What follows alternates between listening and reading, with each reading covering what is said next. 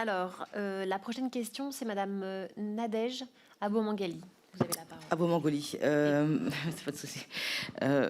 Bonjour à tous, merci pour l'organisation de ce débat. Merci à ma collègue Myriana Redarbelot d'avoir porté ce sujet aujourd'hui. Merci aux intervenants pour la qualité de leurs analyses et de leurs travaux.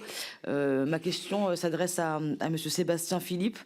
Le président Macron s'était engagé à déclassifier, disait-il, des milliers d'archives relatives aux essais nucléaires en Polynésie, évidemment pour faciliter le travail des chercheurs. Je voulais savoir où nous en étions aujourd'hui. Avez-vous reformulé des demandes? Quelles ont été les réponses apportées?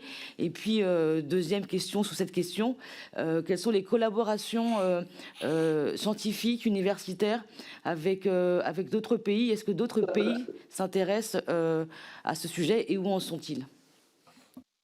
Je vous remercie. Donc, Monsieur Philippe, vous avez la parole.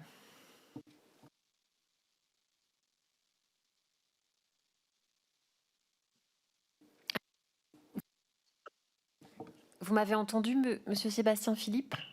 Vous pouvez... Il y a eu un problème de son, j'ai pas entendu la fin de la question après la collaboration. S'il y a des collaborations internationales?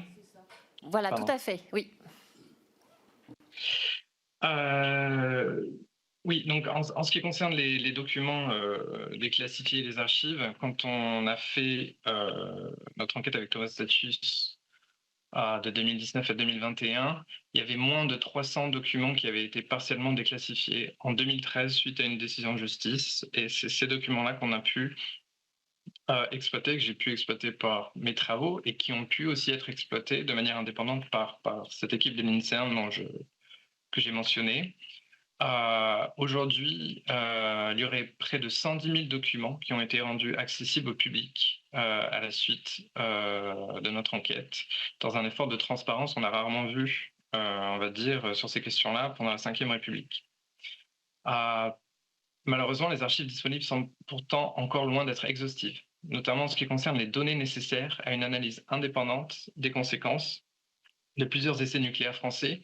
J'ai notamment en tête l'essai Cyrus, par exemple, de 1966, qui a aussi impacté l'île de Tahiti et dont les rapports ne sont toujours pas disponibles.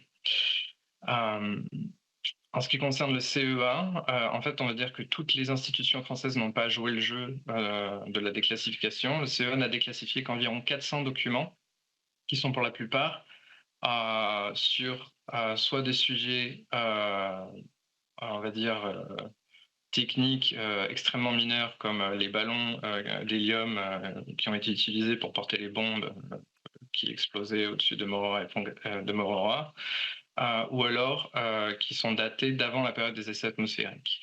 Donc seulement moins d'1%, on va dire 0,5% des documents rendus publics ont été par le CEA. Et il semble impossible toujours de consulter la majorité de ces archives, qui devraient pourtant être accessibles, notamment celles qui ont un lien direct avec la question des conséquences sanitaires, humaines et environnementales en Polynésie. Cela semble aussi être le cas des archives du service de santé des armées, qui avait notamment contribué à l'analyse de l'impact des essais sur les populations polynésiennes, c'est-à-dire qu'au moment des essais atmosphériques, il y a eu des mesures qui ont été faites sur les populations polynésiennes, notamment en 1966 aux îles Gambier. Ce service de santé des armées a aussi développé des méthodes de calcul à l'époque pour étudier les doses et fait des propositions pour protéger la population. Tous ces documents, je ne les ai jamais vus. Je les ai demandés plusieurs fois et pour l'instant, je n'ai toujours pas réussi à avoir accès à ces documents.